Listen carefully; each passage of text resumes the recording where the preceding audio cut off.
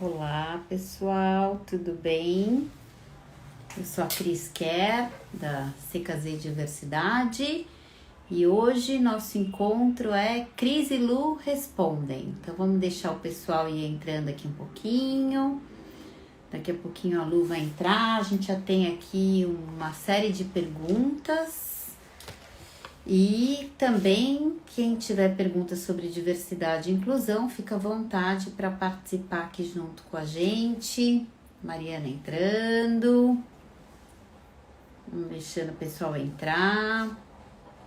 A Lu vai entrar daqui a pouco. E hoje é aquele nosso encontro de perguntas que vocês mandaram para a gente sobre diversidade e inclusão. A gente já tem aqui várias perguntas que vieram pelas nossas redes sociais e daqui a pouquinho a gente vai começar a responder para vocês sobre diversidade e inclusão. Quem estiver entrando e já quiser ir colocando aí quais são as perguntas sobre o nosso tema, já fiquem à vontade. O que vocês querem saber na empresa de vocês? Como ter mais diversidade e inclusão? Já coloquem aí as perguntas. Enquanto isso, eu vou colocar aqui para a gente fixar. E eu estou esperando então a Luana entrar para a gente começar então a nossa live. Deixa eu ver aqui, cadê a Lu? A Lu não entrou ainda. Aline entrando, Tainá, Juliana, Ana. Vamos chegando, pessoal. E aí já podem ir colocando as dúvidas aí. A gente já tem aqui umas 8 perguntas que foram encaminhadas. Deixa eu ver aqui, cadê a dona Lu?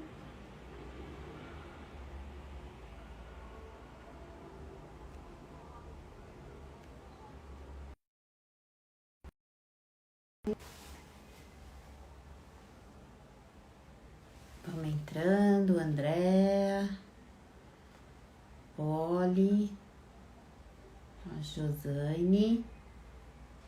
Vamos entrando, que daqui a pouco a gente vai começar aí a nossa live sobre diversidade e inclusão. Quem tiver pergunta, já pode escrever aí pra gente.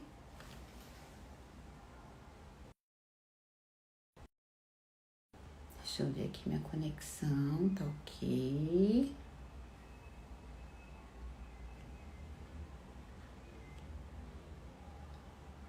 Daqui a pouquinho a gente já começa. Problema na internet dela. Então, ela tá com problema na conexão. Eu falei que hoje foi um dia que a minha internet estava péssima também. A gente fez um treinamento de manhã e toda hora tava caindo. Realmente tem, né, tá todo mundo usando, então ela tá um pouco lenta. Vamos ver aqui o que a Lu tá falando.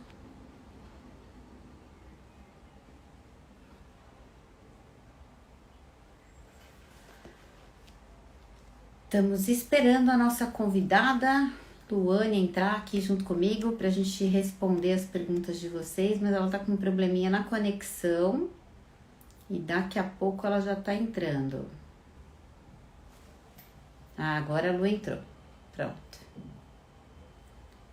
Deixa eu chamar.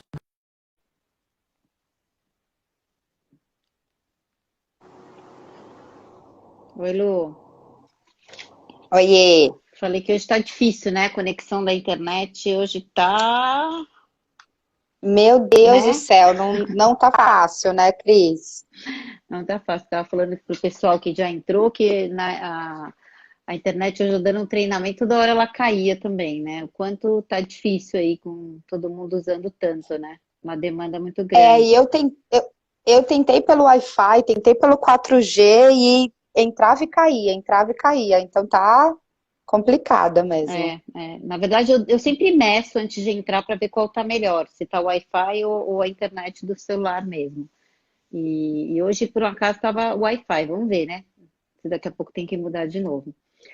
Bom, Depois então você tem que me ensinar como que é isso de ah, medir. tá, eu sempre meço para ver como é que tá, para ver qual tá melhor. Depois eu te ensino. E Legal.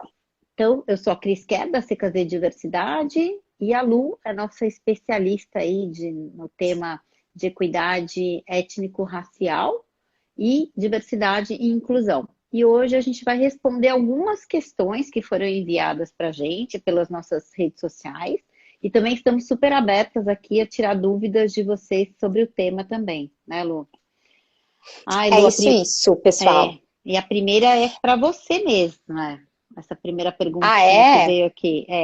Você que é especialista aqui nesse tema.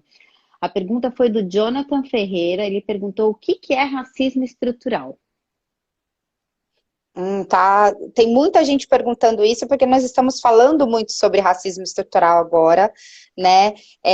Depois que Silvio de Almeida trouxe muito esse tema no livro dele, aí devido às manifestações que tiveram depois da morte de George Floyd, a gente começou a falar muito, e ainda bem que agora nós temos muitos canais para falar sobre isso. Apesar de não ser um tema novo, não é uma expressão nova, né? Já há muito tempo se fala de racismo estrutural, mas agora, ainda bem, as pessoas estão cientes sobre isso. Então, o racismo estrutural, tentando falar de uma forma bem simples, porque às vezes a gente acaba dando nomes técnicos às coisas e daí acaba afastando um pouquinho as pessoas, é simplesmente o fato de que o racismo ele faz parte do dia a dia das. Ih, a Lu caiu, pessoal. Peraí que eu vou chamar ela de novo. Vamos ver.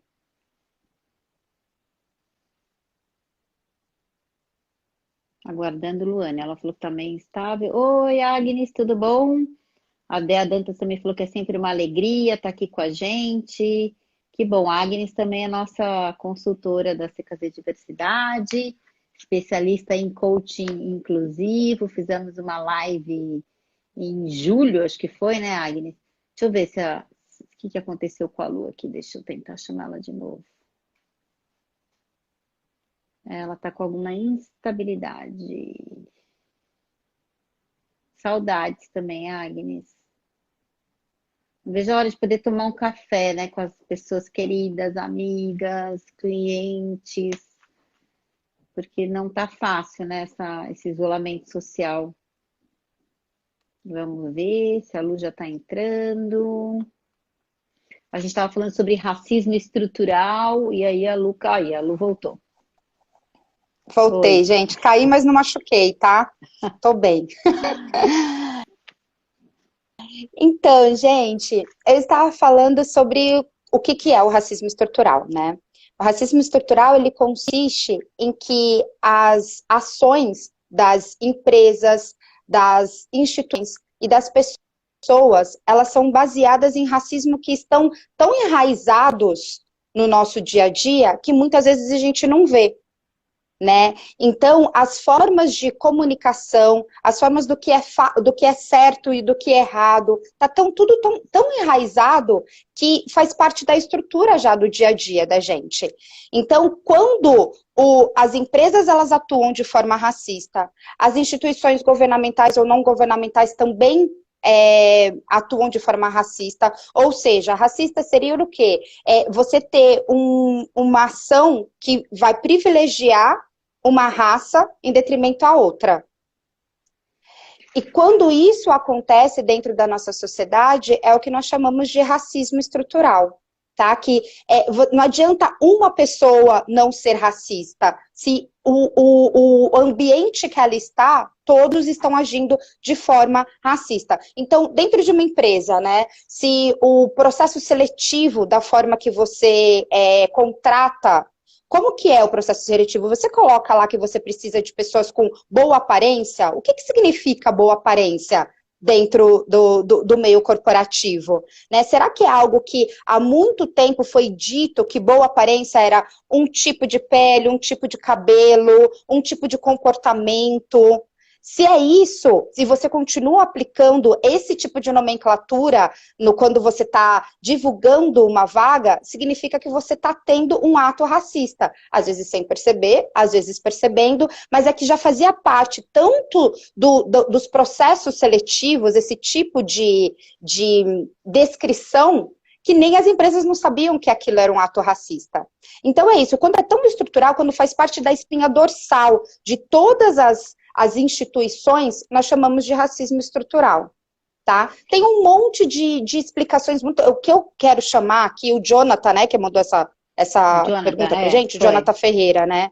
Jonathan, o que é muito interessante, hoje em dia a gente tem muito material para falar sobre racismo estrutural, tá? E você vai entender que desde as corporações, desde o processo de educação até o processo de empregabilidade, todos eles têm um porquê de um racismo, né? Ele tem um viés muito, muito forte. Então, pesquisa mais também sobre os escritores que nós temos hoje que estão falando sobre isso, para você conseguir trazer para o nosso dia a dia, porque isso que é muito importante, é trazer esse conceito para o nosso dia a dia. Então, por exemplo, eu não sei em que área que o Jonathan, por isso que eu gosto quando as pessoas que colocam a pergunta aqui online também, né? Porque eu não sei de que área que o Jonathan atua. Então, por exemplo, nós sabemos que o sistema carcerário é um sistema que a gente chama de um sistema racista, porque nós vemos uma maioria, carcerário e judiciário, né? Nós vemos uma maioria de população negra, que acaba sendo condenada, mas não necessariamente porque elas cometem mais delito, é porque as características do que você necessita para você realmente incriminar uma pessoa acaba apontando mais para a população negra. Então, quando todas as instituições acabam tendo esse olhar, esse viés, a junção de tudo isso, nós chamamos de racismo estrutural. Que está nas estruturas, né, Lu? Porque se a gente for olhar hoje no Congresso, no Senado, nas empresas, né, toda a estrutura das empresas e instituições, ela é formada por uma maioria branca.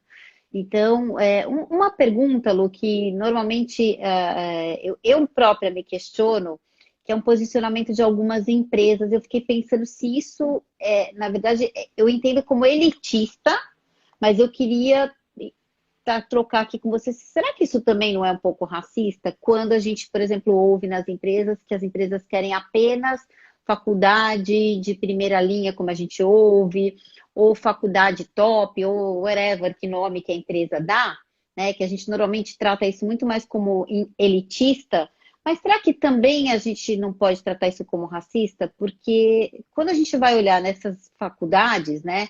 A gente tem as pessoas que têm condições financeiras de estudar nessas faculdades, mas não necessariamente são as melhores pessoas, são aquelas que tiveram oportunidade, que é muito aquilo que a gente fala, né? Falta muita oportunidade para as pessoas negras, né? Será que a gente também não pode olhar por esse lado? Nós devemos olhar por esse lado, eu acredito, Cris, porque o que acontece, quando a gente estuda esse racismo estrutural, a gente tem que estudar também a história, né? Então, por muito tempo, as pessoas negras, elas não tinham acesso à educação no Brasil. Era por lei a falta de acesso à educação. Eu gosto de falar, quando eu estudei quanto a isso, eu vi que há 4 gerações atrás minhas, não tinham acesso à educação. Então, não é vontade de não estudar, é não poder, né? Então, hoje, é claro que isso continua reverberando, a gente tem consequências disso. Então, a população negra, ela não teve acesso ao estudo por muito tempo. Depois que ela começou a ter, é óbvio que daí ela não tinha acesso às melhores faculdades por muito tempo, e agora nós estamos galgando, nós estamos conquistando. Então, é por isso que nós vemos uma grande maioria de pessoas brancas, né, quando a gente vai em uma universidade. Então, se a empresa ela coloca assim esse crivo, ela está impedindo com certeza a população negra de entrar. E hoje em dia a gente tem falado tanto de contratação de outras formas, com foco em soft skills e tudo mais, né? Ter ainda como critério de recrutamento a faculdade que você se formou é uma coisa que fica muito atrás, né? Que Sim. não vai necessariamente focar no expertise, na inteligência, na capacidade daquele candidato. Às vezes é só na condição que a família dele deu a ele. Exato, como a Déia tá falando aqui, né? O gap histórico. Então, assim, não tem como a gente. Porque o que é interessante é que no Brasil a gente tenta negar o racismo, né? Então, não adianta a gente negar, tá aí, tá nas estruturas, tá em tudo que a gente vê, tá nos números, né? Às vezes o cliente pergunta pra gente, tá, mas como que você prova? É só você olhar os números, olha os números da empresa, olha os números do país, né? A gente tem aí mais de 58% da população negra, só que isso, quando a gente olha dentro das empresas, onde é que eles estão, né? Quando estão, né? Quando Quando estão, estão. onde estão? Então, tudo isso, né, foi essa falta aí de acesso, falta de oportunidade. Então, eu acho que esses fatores são fundamentais para a gente entender, né, essa realmente falta de oportunidade. E outro ponto importante também, Lu, que eu gosto de pensar nisso, né, e depois eu sempre falo que você só começa a pensar nessas coisas que eu penso, eu principalmente como uma mulher branca, na hora que você convive com pessoas negras, né? Então, eu sempre falo que eu convivia com a Lu, achava que a Lu contava umas coisas que eu falava, meu Deus, não é possível, porque isso não acontece com uma pessoa branca. Eu sempre falo que eu olho no espelho, eu vejo uma mulher, não tem como a Lu olhar no espelho e ver uma mulher apenas. Ela vê uma mulher negra, porque isso faz diferença para ela, né? No dia a dia dela, nas ações, em tudo que ela vai passar na vida dela. E eu gosto de trazer esses dados que eu acho que são importantes, porque, por exemplo, a minha filha, que tem 15 anos de idade, ela não vai precisar trabalhar e estudar para quando ela for para uma universidade, né, ela não vai precisar, ela vai poder se dedicar ao estudo dela. Enquanto muitas pessoas negras, né, são pessoas que precisam trazer esse dinheiro para casa delas, né, Lu? E que isso já começa uma grande diferença. Então, a gente vê, por exemplo, juízas, né, promotoras negras, o quanto elas falaram que elas tiveram que estudar de madrugada, né, se dedicar pra caramba no final de semana, porque trabalhava o dia inteiro, chegava em casa e ainda tinha que estudar. Então, também isso é algo que a gente precisa olhar, não dá para a gente querer se enganar e achar que isso não vai fazer uma diferença. Você não acha, Lu? Também isso. Total, total. É claro que, assim, geralmente quando a gente apresenta isso, vem muitos argumentos de tipo, minha família é de pessoas brancas, mas realmente a gente também teve as mesmas dificuldades, também fomos pobres, e sim, a gente não está diminuindo aqui o esforço e a vivência de ninguém. A gente só está falando de quantidade de números e de oportunidades. Então, provavelmente, uma pessoa branca que também teve uma história difícil, as dificuldades, tem que trabalhar para estudar. No primeiro emprego dela, ela não vai ter as mesmas barreiras que uma pessoa negra. No processo dela de ascensão dentro da empresa, ela não vai ter as mesmas barreiras que uma pessoa negra. Porque, infelizmente, existem dentro do corporativo algumas barreiras simplesmente pela cor da pele, pelo tipo de cabelo. Então, isso tem que muito ser levado em conta, né?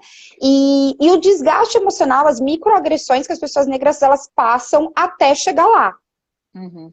E outra Então, coisa, isso a deveria. representatividade também, né, Lu? Quando uma pessoa branca chega, ela tem milhares de pessoas brancas na empresa. Então ela fala, esse lugar é para mim. O cérebro fala de forma inconsciente, mas isso aqui é para mim. Quando chega uma pessoa negra e ela olha lá na diretoria, não tem nenhuma pessoa negra. Aí ela olha em gerência, não tem nenhuma pessoa negra. Aí ela começa a se questionar, será que esse lugar é para mim também? Então isso também é importante a gente trazer como referência, né, Lu? Além de se questionar, ela começa a fazer um processo de tentar se encaixar. E daí fazer todo um esforço de deixar a identidade dela para trás, né? E daí tentar se encaixar na forma de se vestir, na forma de se portar e tudo mais, e acabar negando, às vezes, algumas coisas que fazem parte da essência dela. E daí a gente sabe muito bem que quando a pessoa está nesse processo, ela acaba deixando de produzir como ela deveria produzir. Porque ela não está se Exato. sentindo incluída e pertencente naquele ambiente.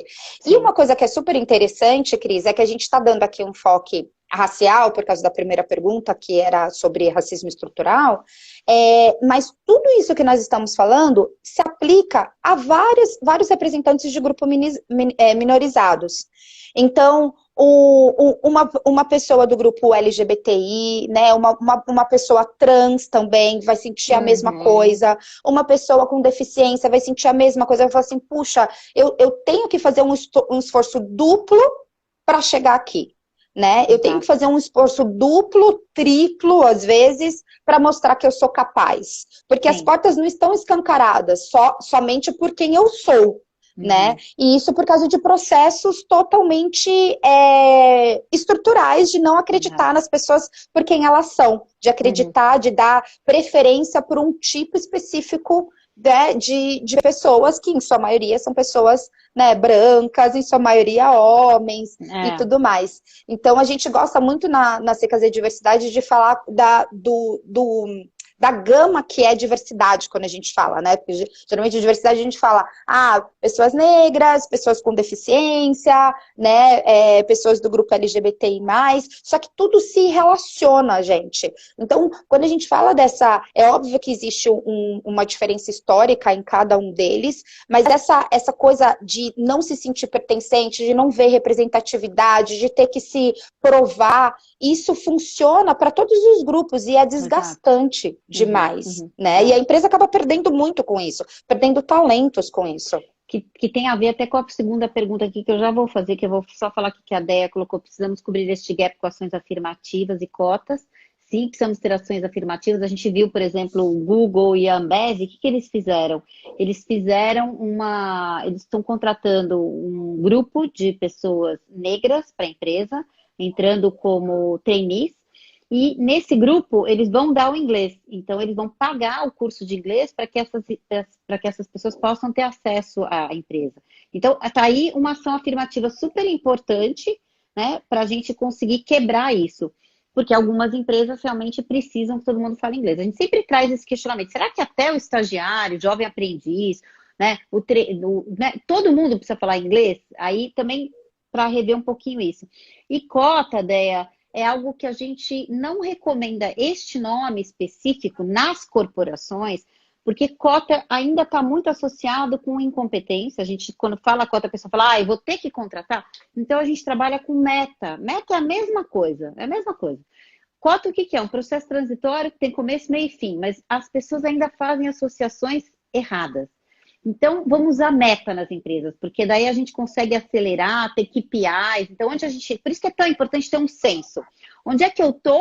Para onde é que eu vou? Como é que vai ser o meu KPI? Como é que eu vou crescer isso, né? Quais são as ações afirmativas que eu vou fazer para que eu consiga ter mais equidade e também para que a gente consiga chegar onde a gente quer. Então, vai ter que ter um coach, vai ter que ter mentoring. O que vai ter para a gente conseguir realmente chegar nesse novo KPI, nesse novo posicionamento?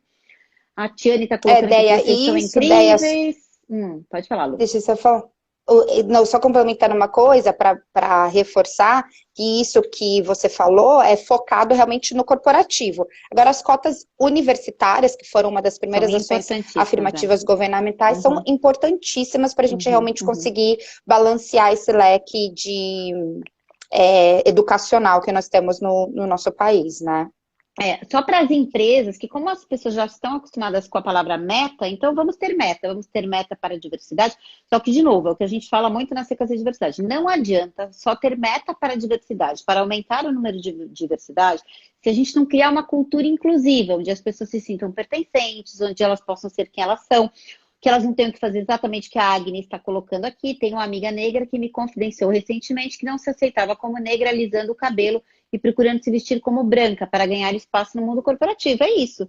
Ou seja, ela ali naquele ambiente, e acho que a Lu já aconteceu isso com a Lu lá atrás, né, Lu? De você também ter que alisar o cabelo. Foi até pedido para a Lu para ela alisar o cabelo. Então, assim, são esses pontos, isso é exatamente uma das coisas que a Lu trouxe como microagressão, que às vezes a gente fala, né, Lu? A pessoa fala, o que é microagressão? É isso. É alguém chegar para mim, se eu for trabalhar na empresa, e falar, Cris, tem como você pintar o seu cabelo de ruivo? Não tem, porque eu sou loira. A minha identidade é essa, é o jeito que eu gosto. Se eu quiser trocar o meu cabelo porque eu quero, ok. Mas não a empresa me solicitar. Para você se encaixar no perfil, Cris, você podia pintar seu cabelo de ruivo, porque aqui todo mundo é ruivo. Oi? Isso é uma microagressão, né? Que as pessoas normalmente não sabem que isso é microagressão, né, Lu? Não conseguem entender. E posso te falar, Cris, às vezes nem nós, negros, no começo, a gente não entende, porque eu demorei para entender também. Não é assim, às vezes tem essa ideia de que nós vamos passar por uma situação como essa, vamos entender, nossa, isso é racismo e tudo mais. Não, às vezes nem a gente não entende que isso é racismo, né? E daí a gente tenta, sim, se adaptar. Sim, ó, eu quero crescer aqui, então é assim que eu tenho que fazer, então é assim que eu vou fazer. Eu vou alisar o cabelo, eu vou usar essa roupa que eu não uso no dia a dia, mas aqui é necessário para que eu seja aceito.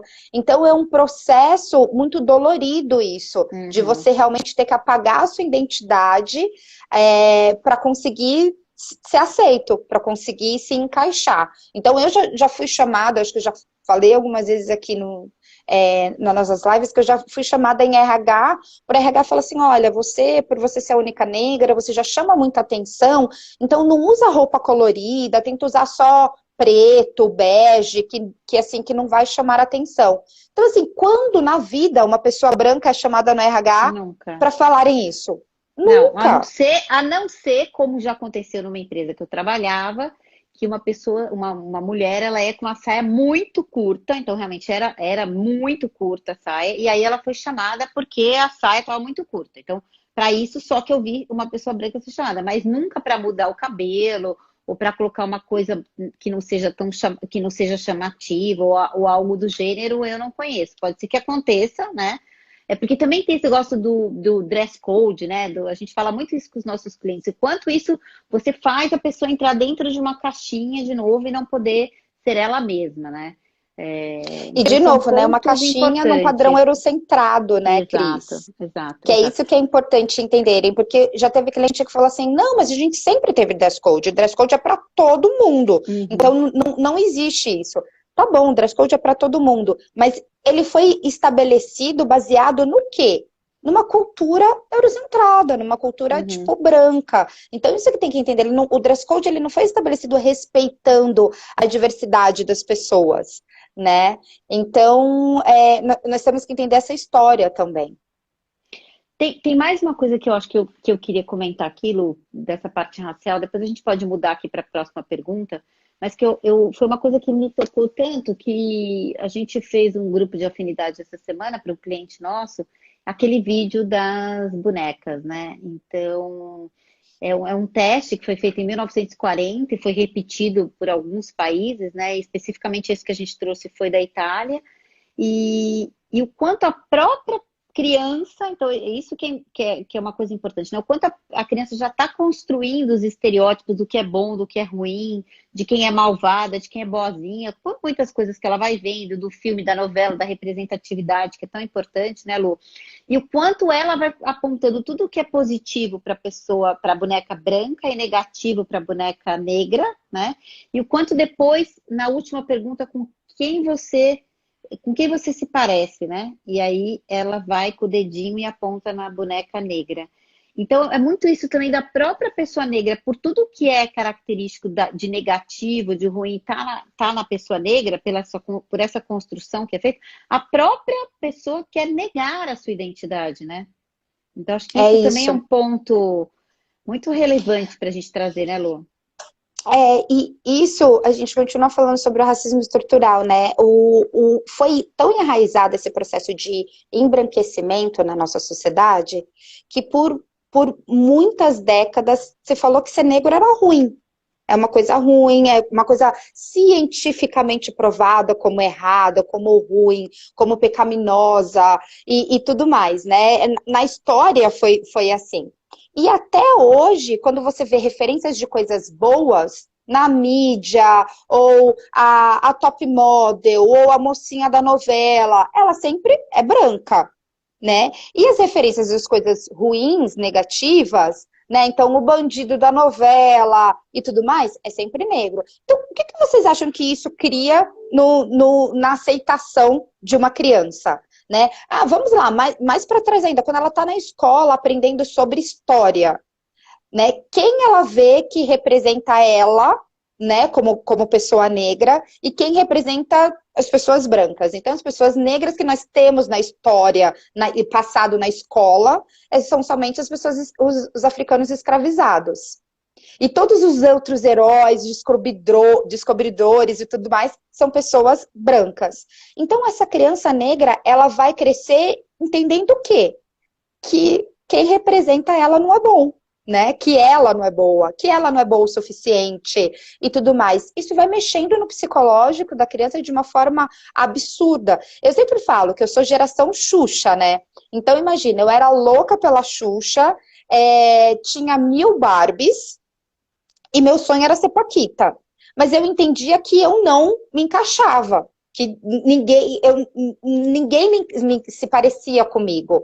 Então, isso vai realmente drenando a autoestima de qualquer pessoa negra, né? É um processo muito enraizado. É disso que a gente está falando de racismo estrutural. É muito enraizado. Né? E daí, quando chega na corporação, aí tem uma... Hoje eu vi uma live muito, muito bacana, que eram sobre profissionais da área de turismo, falando sobre racismo. E teve uma profissional, que infelizmente eu não lembro o nome dela agora, ela contou sobre a história dela, que ela era garçonete num hotel, e ela falou, não, eu quero crescer, e ela começou a estudar. E ela falava inglês, falava alemão fluente, e falava francês, que ela estudou sozinha.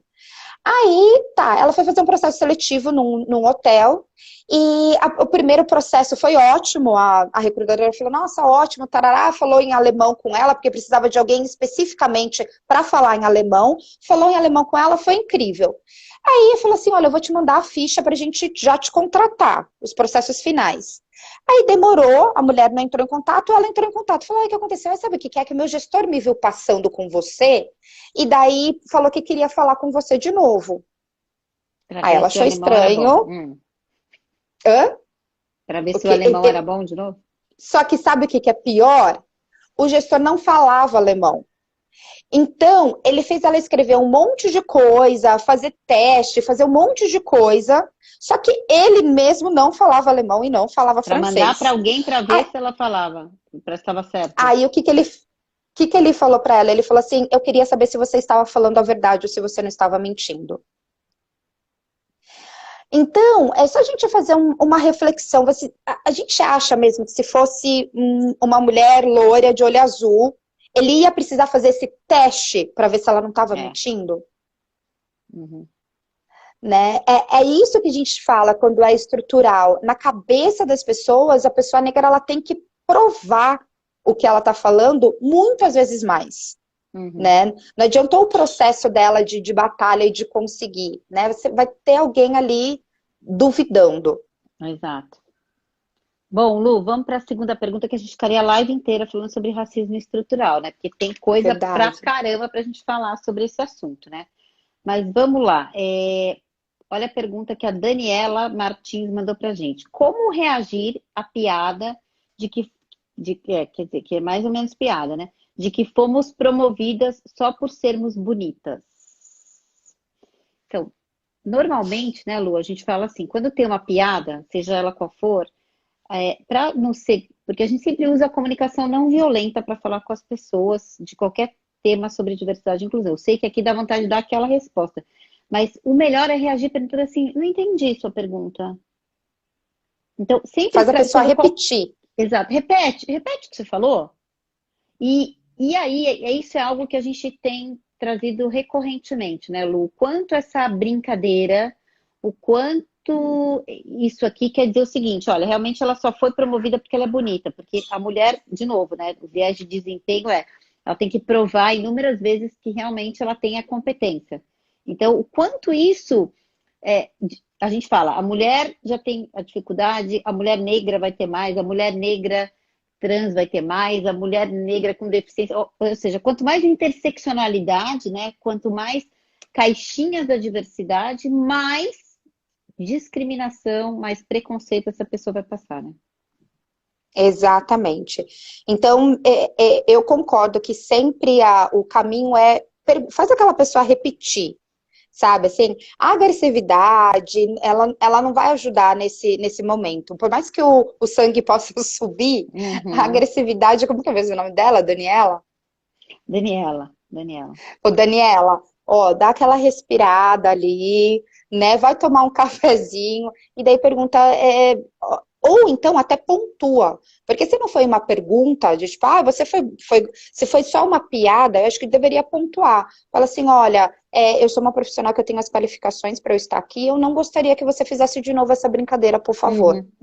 Tá? Porque às vezes o que acontece, a gente deixa passar muito, né? Muitas vezes, muitas. Muito. Como mulheres, né? A gente tá acostumada com o fio-fio na rua e tudo mais. Ah, e é assim mesmo, homem é assim mesmo. Então, às vezes é muito importante pontuar, né? De uma forma não violenta, mas fala assim, olha, eu não gostei da sua piada, eu tenho todas as qualificações necessárias para estar aqui. Primeiro pergunta, né? Não entendi. Né? Que eu acho que é bem legal para a pessoa se conscientizar, falar, meu, nossa, o que eu perguntei, né? Então, esse é o primeiro ponto. E daí já emenda nessa daí da Lu. Alguém falou que travou, mas acho que já voltou. E a Tiane está perguntando, Lu, se realmente existia um plano de embranquecimento da sociedade. Sim, existiu. E a Sim. Lu vai contar um pouquinho, né, Lu? Existiu, e assim, a gente tem registros históricos, Tiane. Não foi algo de uma pessoa ou outra, era um plano governamental, realmente. Então, chegou uma época da história brasileira que os governantes, eles viram que tinham mais pessoas negras do que pessoas brancas aqui. E daí falaram, puxa vida, tá errado, tem alguma coisa de errado. Né? E principalmente foi uma época que eles começaram a seguir muito o iluminismo, então, o que era certo lá na Europa e tudo mais. E daí, dessas ações de embranquecimento, uma delas foi melhorar as condições de vinda de imigrantes europeus para cá. Então, o que acontece? A gente fala muito sobre cotas, por exemplo, né, de ser contas as cotas universitárias. As primeiras cotas no Brasil, elas foram dadas para imigrantes europeus para que eles pudessem estudar aqui, né? Então, teve primeiro esse passo de aumentar o número de imigrantes, e assim, eles vinham para cá, não foi como a população africana que veio para cá, primeiro forçada, né? Depois, quando conseguiram a liberdade, não tinham direito a nada, nem estudo, saúde, saneamento básico, nada. Né? Exato. Não, os descendentes europeus, os europeus que vieram para cá, eles vieram com terras, eles tinham direito a terras para plantar, para ter o seu espaço, tinha cota para estudar e tudo mais. Então, teve um processo muito bem estruturado para que isso acontecesse. Né?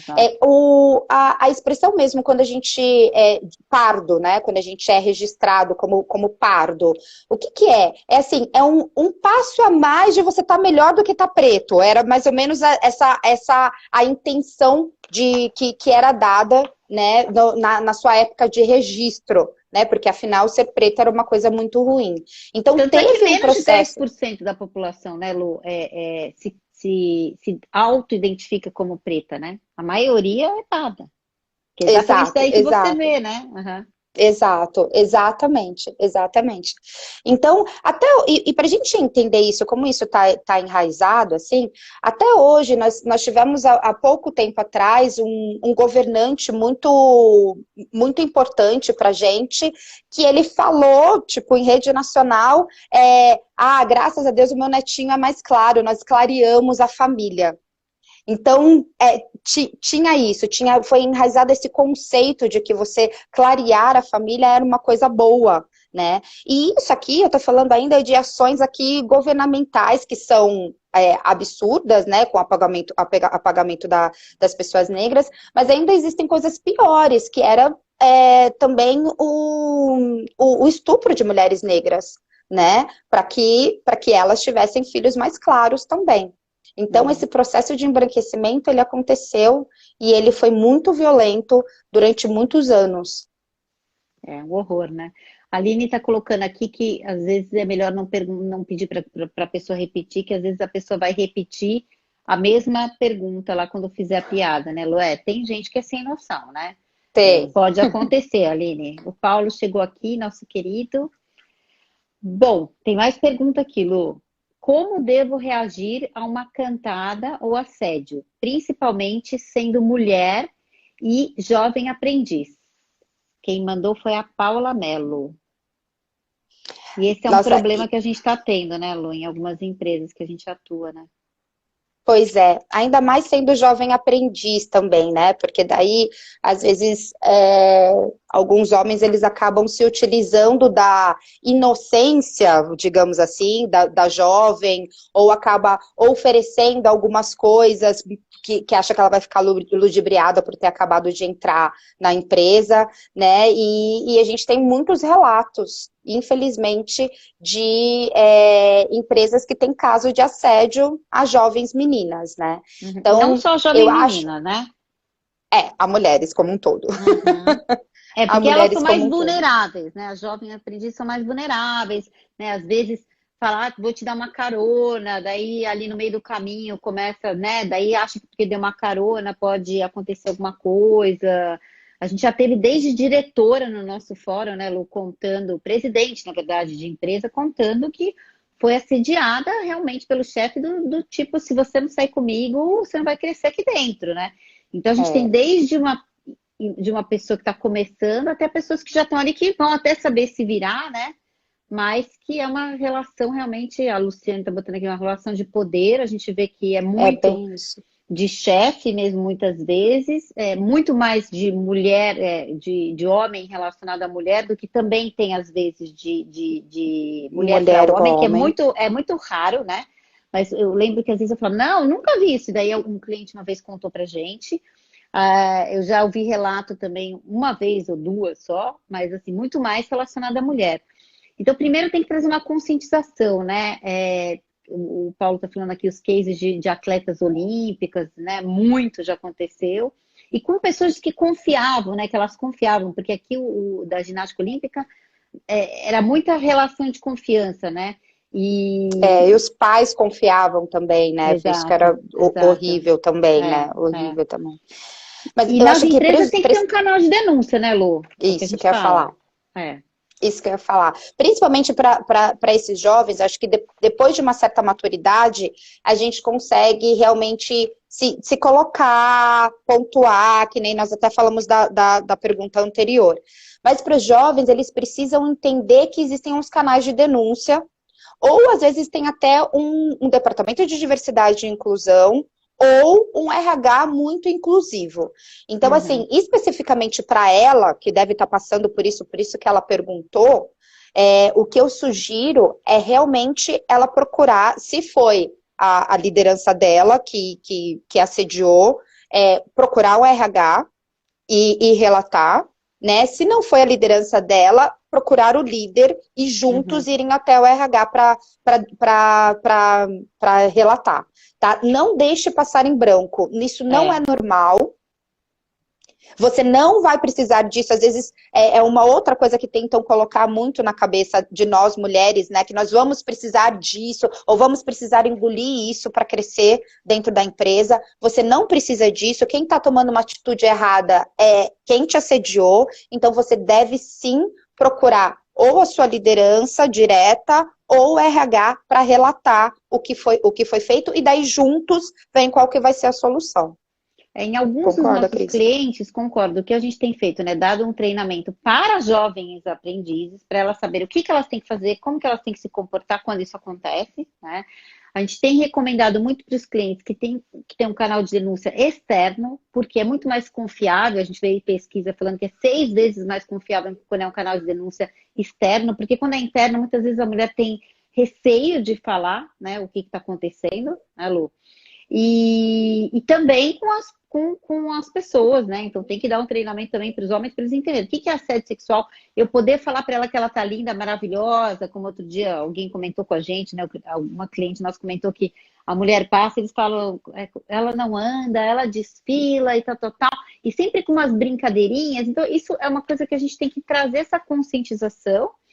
E o assédio sexual, a pessoa chamou uma vez para sair, você falou que não, a segunda vez que a pessoa fez de novo, isso já é considerado assédio sexual. Então, é importante trazer isso, né, para as pessoas saberem, porque muitas vezes as pessoas não sabem o que é assédio sexual, elas acham que tem que ser uma coisa mais forte, né? Física. Não, né? Física, alguma coisa assim, não. E Uma outra pergunta aqui, Lu, é o seguinte, que eu acho que vai dar para a gente responder mais essa, talvez, e se alguém tiver pergunta, por favor, pode colocar aqui. O que é um ambiente tóxico e como tentar não me contaminar e continuar performando? Sheila Chien, acho que é assim que lê o sobrenome. Então, né, a gente fala o seguinte, que ambiente tóxico não é tóxico por metais, tá, gente? Porque às vezes as pessoas acham, porque é uma empresa que tem algum ambiente que é tóxico. Não. É tóxico pelo clima, é tóxico pelo comportamento das pessoas. Então, algo que está relacionado diretamente ao ambiente tóxico é o assédio moral, por exemplo. Então, algo que muitas vezes é tido como normal dentro das empresas, como por exemplo, não, mas a pessoa grita, ou a pessoa bate na mesa, ou a pessoa tem algum comportamento desse tipo, isso é assédio moral, né? Então, assim, isso tem que estar claro, porque durante muitos anos isso foi tido como algo normal, não, porque tem que bater a meta, então é um pouco mais, fala um pouco mais alto. Não, gente, não, né? Então, acho que isso é importante a gente trazer também esse conceito, né, Lu? Sim, e a gente fala que é tóxico porque, gente, faz mal realmente como se fosse um veneno que você toma, o ambiente tóxico, né? Quando a pessoa ela tá no ambiente que ela tá se sentindo mal, que ela tá se sentindo assediada, que ela não tá se sentindo incluída, ela pode somatizar e realmente sentir o que a gente chama de dor social e às vezes aquilo virar uma dor física. Então, Exato. assim, eu hoje que eu entendo o que é um ambiente tóxico e que eu entendo o que é a dor social, eu entendo que no passado eu passei por isso. Eu trabalhava em uma empresa que eu lembro que eu chegava todos os dias de manhã, chegava do fretado, bem, tinha dormido bem, chegava e começava a passar mal da empresa. E passava mal, passava mal, passava mal. E daí ia para o ambulatório uma vez, duas vezes, tal. Aí até que teve uma hora que a médica da empresa, ela falou assim, posso te falar uma coisa? Eu tô vendo que você fica extremamente mal. Que e você vem todos os dias trabalhar, né? E eu vi todos os seus exames e você tá bem. É o seu cérebro que tá falando para não vir mais para cá. Alguma coisa você está passando aqui que a sua cabeça está falando para você não vir mais para cá. Eu lembro que aquilo foi tão impactante para mim, sabe? E na época eu não sabia o que era, mas hoje eu entendo que eu vivia num ambiente tão tóxico que estava me fazendo mal fisicamente também. Então é muito importante as empresas entenderem isso, que quando a gente fala de ambiente tóxico, é que a pessoa ela fica contaminada com um ambiente que não tem necessidade daquilo. Recebendo adrenalina, cortisol o tempo inteiro ali no organismo, né? Se sentindo sob ameaça o tempo inteiro. Então, esse pH do sangue vai ficando aí cada vez mais ácido, cada vez mais propício para ter infecções, inflamações. E aí, quando a gente fala isso no treinamento, normalmente as pessoas não falam muito ali na frente, né? Mas depois no intervalo, né, Lu, vira e fala, você não sabe. Trabalhei numa empresa que eu tinha afta toda semana. O que é afta? É exatamente isso, né? Essa somatização, né? Esse ambiente é tão tóxico que a pessoa vai se intoxicando de verdade, né? Então, como é que ela vai performar aqui? Tem que criar uma cultura inclusiva aqui, né, Lu? Porque tem que entender. Porque, assim, uma coisa também que é muito importante da gente trazer é que muitas pessoas que estão na liderança, elas aprenderam o seguinte, que você tinha que colocar metas absurdas, que você tinha que falar, olha, se não der resultado, você vai embora, eu vou te mandar embora. E que isso não adianta, né? Hoje a gente tem aí a neurociência mostrando, comprovando, né? O quanto felicidade tem a ver com produtividade. Então, quanto mais feliz aquela pessoa tiver, mais produtiva ela será, quanto mais valorizada, quanto mais senso de pertencimento, né, Lu? Então, isso que a gente precisa desconstruir um pouco não, né? Bastante dentro das empresas. Muito. O que é essa cultura inclusiva? O que é a pessoa feliz? O quanto ela vai produzir mais, né? Não é a Cris que está falando, nem a Lu. São papers científicos aí, pesquisas, né? Então, hoje a gente tem muitos dados e fatos para trazer para as empresas para mostrar o impacto para a pessoa ser produtiva ou improdutiva, né, Lu? Ó, a Nós fichinha falamos aqui bonitinha que a Bia fez para mim, ó. Olha, eu Com as quero perguntinhas. também. Nossa, incrível! Nós estamos falando de ambiente tóxico, Cris, e você trouxe aqui do líder, e a gente usa também a expressão do líder tóxico, né? É. Uhum. Que nós sabemos que a liderança, ela vai ali gerir muito de como que é o ambiente daquele departamento. Então, a maioria dos colaboradores que eles vão embora de uma empresa, eles não vão embora por causa do salário, dos benefícios, grande parte vai porque ele tem um líder tóxico, né? Um que Uhum. não tem uma escuta, né? O que realmente lidera dessa forma que você falou, de batendo, de gritando, de não ouvindo, de não colaborando, né? Então, a gente utiliza também a expressão do líder tóxico. E ele perde muito, ele ou ela, né? A gente tem também essa coisa da linguagem, né? De falar muito Fala ele. ele, porque tem muito mais ele do que ela, né, Lu? Na verdade é por isso, né? Exato. A gente tem que tomar cuidado com ele e ela, porque já acham a gente super É. feminista, né? Mas somos mesmo.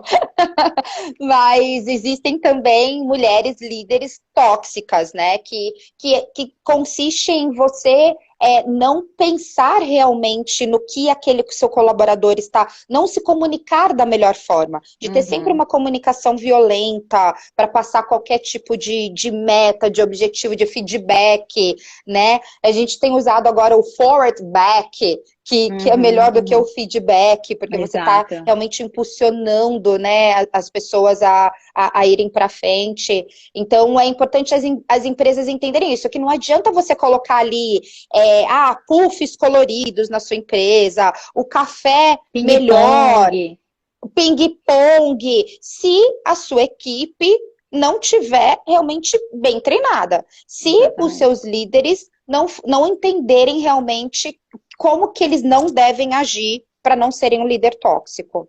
E aí tem várias pesquisas, né, Lu? Tem uma do Boston Consulting Group, tem uma do Gallup Group falando que 70 a 80% das pessoas pede demissão não da empresa, porque gosta da empresa, mas não gosta de quem está no papel da liderança, porque se intoxica com essa pessoa. A Vera está falando aqui que os RHs das empresas têm muito o que fazer, já é sabido por eles, basta aplicar. Então, o que acontece, Vera, é que muitas vezes também essa liderança que é contratada, ela é contratada pelas competências técnicas, né? Então a pessoa tem muito conhecimento técnico, mas o que as empresas precisam começar a acordar é que não adianta só a pessoa ser uma pessoa técnica muito boa, ter conhecimento técnico, mas não ter conhecimento de inteligência emocional, né? De não ter as competências emocionais, porque ela vai fazer, e de novo, aí traz a pessoa porque ela é ótima, maravilhosa, mas aí ela é tão tóxica que você fica tendo um turnover tão grande que você está perdendo dinheiro no turnover. Você treina e as pessoas saem. Você treina, você paga curso, você paga um monte de coisa, as pessoas não ficam. Então, essa relação também, que é uma dica para as empresas, né, Lu? Turnover alto, olhe Alguma coisa esse está de errado. número. Tá falando É, muito esse número. Então, turnover alto, vai olhar por departamento, por área, porque turnover elevado está relacionado com liderança tóxica. Então, é algo para exatamente. se olhar aqui, né? E uma das dicas que a gente dá é assim, você tem uma avaliação de performance na sua empresa, que tal um dos itens para esse líder? E aqui a gente está focando muito em líder, porque a gente sabe que o líder ele acaba influenciando muito o ambiente, mas o Comportamento. colaborador como um todo, né? Que tal o quão ele é diverso, inclusivo e tudo mais, ser um dos pontos da sua avaliação? Né, de Exato. performance. É super importante isso para realmente que aquele colaborador ou aquela colaboradora entendam o quanto isso é prioridade para sua empresa, o quanto ele está sendo avaliado realmente de ser inclusivo. De ser uma liderança inclusiva, né?